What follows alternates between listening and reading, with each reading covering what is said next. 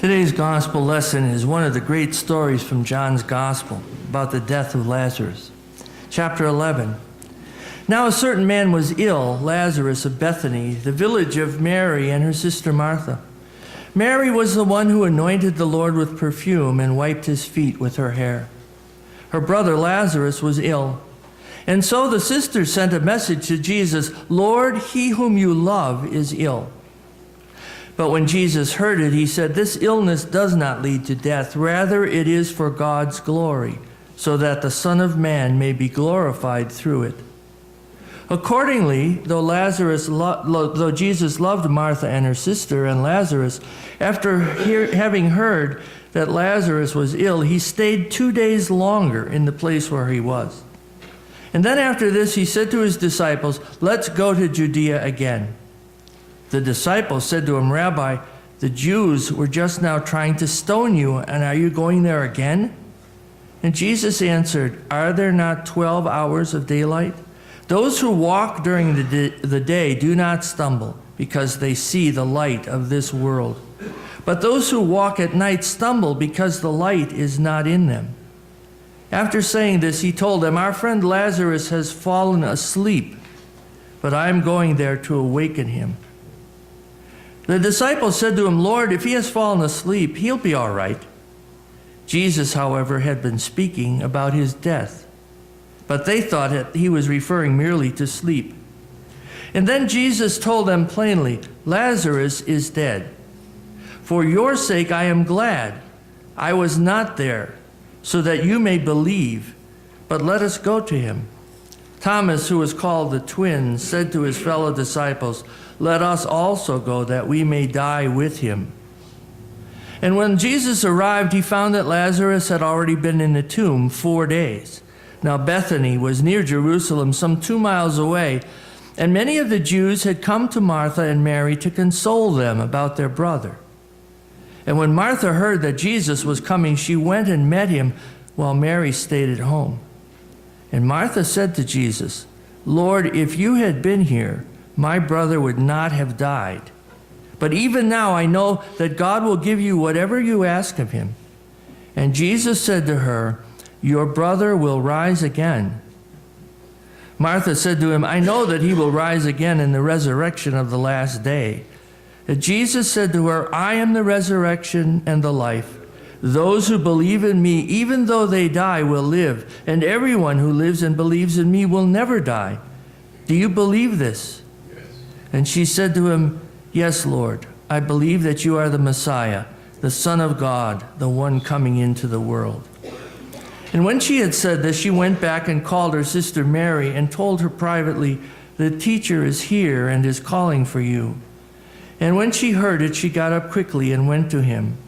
Now Jesus had not yet come to the village, but was still at the place where Martha had met him. The Jews who were with her in the house, consoling her, saw Mary get up quickly and go out. They followed her, because they thought that she was going to the tomb to weep there. And when Mary came where Jesus was and saw him, she knelt at his feet and said to him, "Lord, if you had been here, my brother would not have died." And when Jesus saw her weeping, and the Jews who came with her also weeping, he was greatly disturbed in spirit and deeply moved. He said, "Where have you laid him?" And they said to him, "Lord, come and see." Jesus began to weep. So the Jews said, "See how he loved him." But some of them said, "Could not he who opened the eyes of the blind man have kept this man from dying?" Then Jesus, again greatly disturbed, came to the tomb. It was a cave, and a stone was lying against it. And Jesus said, "Take away the stone." Martha, the sister of the dead man, said to him, "Lord, already there is stench, because he has been dead 4 days." And Jesus said to her, "Did I not tell you that if you believed, you would see the glory of God?" So they took away the stone. And Jesus looked upward and said, "Father, I thank you for having heard me. I knew that you always hear me, but I have said this for the sake of the crowd standing here, so that they may believe that you sent me." And when he said this, he cried with a loud voice, "Lazarus, come out." And the dead man came out, his hands and feet bound with strips of cloth, and his face wrapped in a cloth. Jesus said to them, "Unbind him and let him go." And many of the Jews, therefore, who had come with Mary and had seen what Jesus believed, but some of them, the Pharisees, told him what he had done. So the chief priests and the Pharisees called a meeting of the council. "What are we to do? This man is performing many signs." Here ends the gospel lesson. We join together now singing the hymn, "Standing on the Promises." You may remain seated as we sing.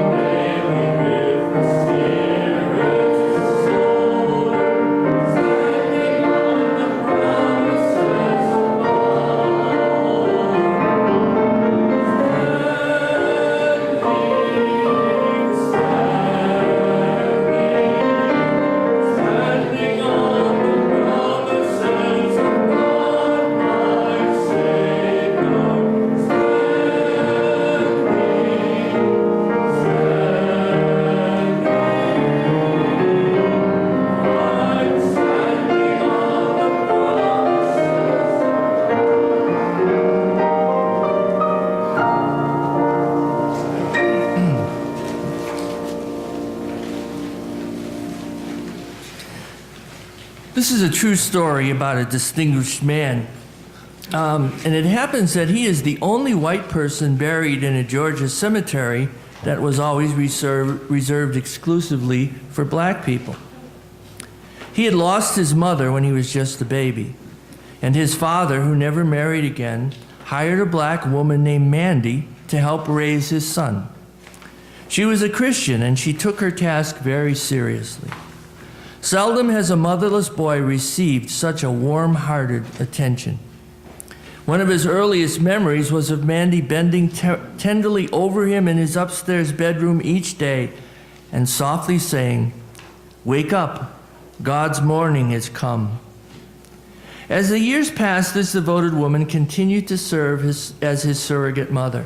The young man went away to college, but when he would come home on holidays and in the summer, she would still climb the stairs and call him in the same loving way. And one day, after he had become a successful statesman, the sad message came, "Mandy is dead. Can you attend her funeral?" As he stood by her grave in the cemetery, he turned to his friends and said, If I die before Jesus comes, I want to be buried here beside Mandy. I like to think that on Resurrection Day, she'll speak to me again and say, "Wake up, my boy. God's morning is come." It's a wonderful story of constant and sacrificial love, and for all of us, it means a great deal because we think about those who loved us so dearly as we were growing up. And we know that that relationship is not ended by death. This is really the definition of eternity, or at least a sign of eternity, that when people who we loved have died, they are still part of us. I find myself every once in a while thinking of something that happened to me and thinking, gee, I should call my mother.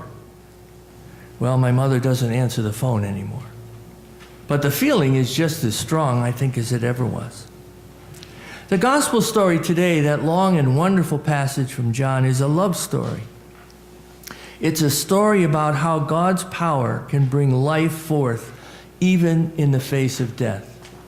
And I'm not just talking about physical death, because you and I suffer a lot of different deaths. The breakup of relationships, the death of someone close by to us, the dreams that we had when we were young, which seem to have died and are not found to be part of our lives. And there are many other things that happen, the disappointments in life, and the sad times when we know we missed an opportunity which is never going to come again.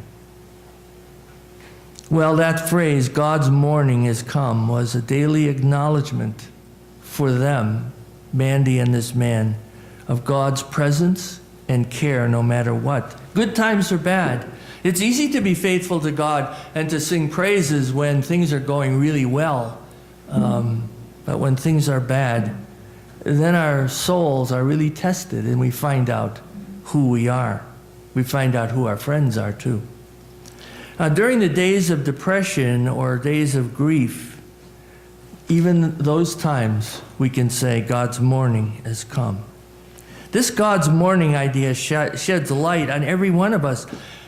I often think, especially people who are in 12-step groups who have fought addictions most of their lives, that this is a good phrase for them.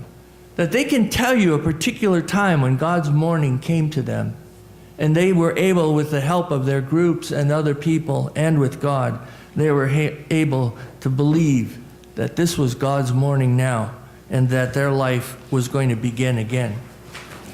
This is a story filled with the reality of life. It's not avoiding the troubles and pains which are part of life. Someone said that if we are to live well, you must remember 4 things. Life is hard. You are going to die. You are not the center of everything. And you are not as important as you think you are. If you can remember this, you can have great joy. Those are the things that we try to escape from, actually. Well, we don't want to believe, but they are the things of life that we must understand. And then life gets to be real and more reasonable too. And the church, you and I, stand in contrast, quite frankly, to the escapism that we see in society. There is so much happening in our society which does not include the will of God or any ideas about God for that matter. And yet we are sold a bill of goods quite often. The media nowadays is very good at spinning things in our culture to make them come out in whatever perspective the spinner has.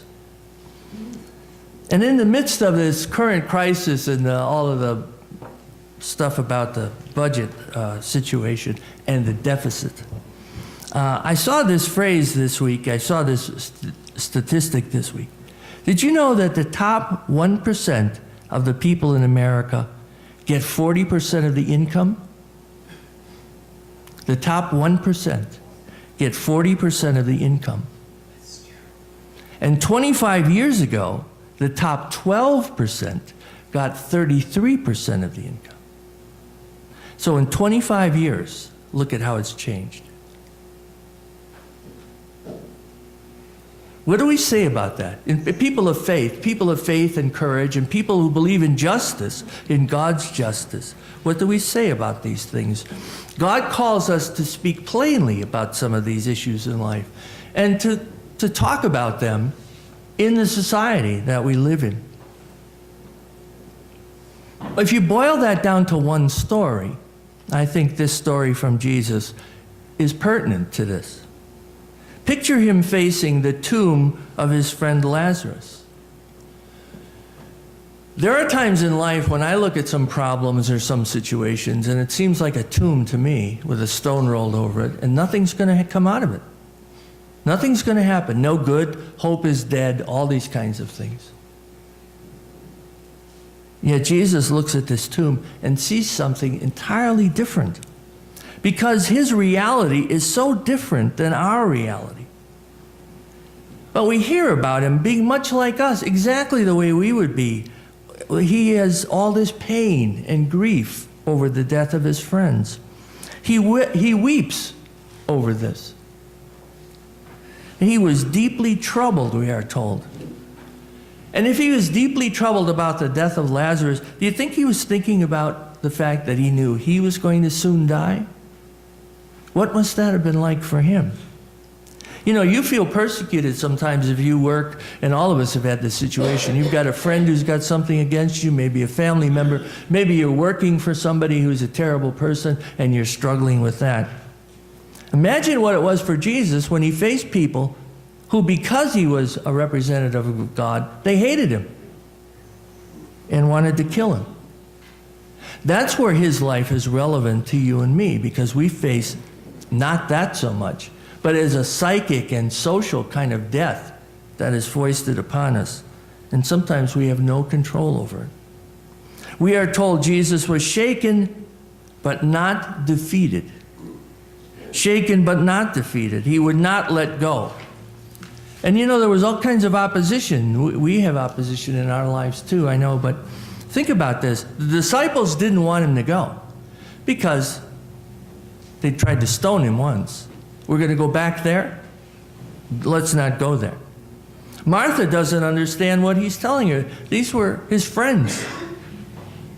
And as often as he was with them and talked to them, and they had reports, witnesses of what Jesus was doing, she couldn't get it into her mind that this is a new reality about life. That what Jesus is bringing is something brand new. You haven't seen it before, and we haven't seen anything like it since. And the Jewish mourners who are there to be friends to Lazarus' family, they're angry because he didn't prevent Lazarus' death.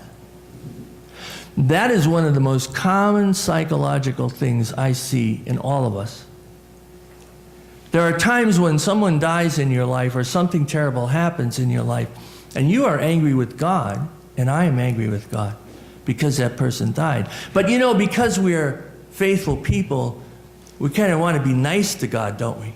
We don't want to tell God that we're angry with God because this person died or a thing happened to us which we didn't like. And we're really angry with God about that. And I see a lot of people stomping around because life didn't turn out the way they wanted it, me included in some cases. And why didn't God fix it? That's the way these Jewish mourners were. Why weren't you here? Lazarus would not have died. And then Martha at the tomb, very common kind of worry. This is going to be terrible. This is going to be terrible. The smell by itself is going to be terrible. Do you really want to open this tomb? No one understands. Does it sound close to home? Sometimes we just don't understand.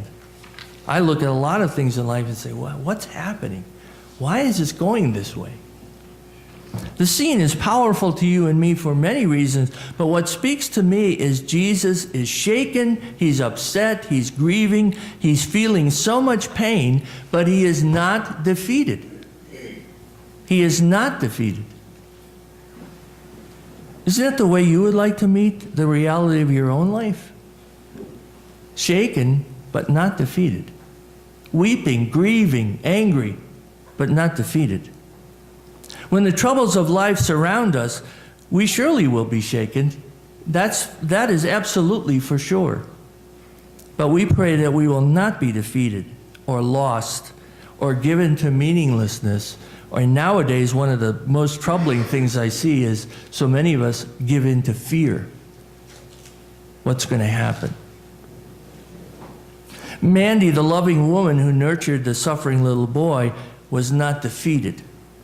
She was the kind of person who every morning could say God's morning is here for her. And that made all the difference. Jesus says, Lazarus, come out. And he came out. Unbind him and let him go, Jesus said, just as he unbound others who were wrapped in misery. Unbound people, you and me, so that we can live again. And quite frankly, what we can't understand in our minds, we sort out in our own souls. Our ability to give our lives over to God comes from our hearts and our souls, not so often from our minds. And we are also taught that even death involves love, the beginning of endless, loving relationship. The man believed that someday Mandy, in loving eternity, would gently wake him with the words, God's morning has come. Now, remember this. As wonderful as his story is, Lazarus eventually died. But think, how did Lazarus live after that day for the rest of his life that Jesus called him out of the tomb? How did he live after that? What was he like? Did he live in fear anymore? Was death still able to fearfully intrude on his hopes and his actions? Jesus said, I am the resurrection and the life. Do you believe this? Do you find eternity in your faith? Can you be shaken and not defeated? Remember, God's morning will come, time and time again. Amen. Will you please rise now and receive the benediction? And now may the Christ who walks on wounded feet walk with you on the road. May the Christ who serves with wounded hands stretch out your hands to serve. May the Christ who loves with a wounded heart open your hearts to love. And may you see the face of Christ in everyone you meet. And may everyone you meet see the face of Christ in you.